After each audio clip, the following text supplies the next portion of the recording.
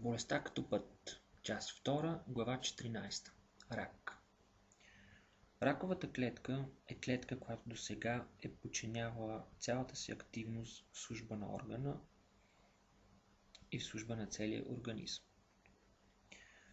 Но тя започва да развива свои собствени цели и безогледно да ги осъществява.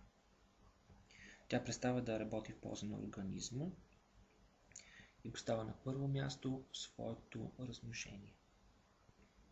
Тя вече не се държи като член на многоклетъчно живо същество,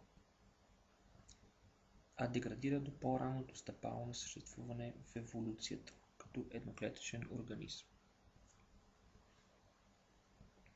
В един момент обаче организма загубва своята атрактивност и клетката започва да си мисли, че може чрез независимото си съществуване да се обезсмърти и започва да се размножава. Любовта лекува, защото отваря границите и да пуска друго да влезе вътре и да стане едно. Защото който обича, не поставя своя аз на първо място. Който не изживява любовта в съзнанието, грози го опасност любовта му да затъне в телесността и оттам да търси осъществяване на своите закони като рак. Ракът е любов на погрешна плоскост.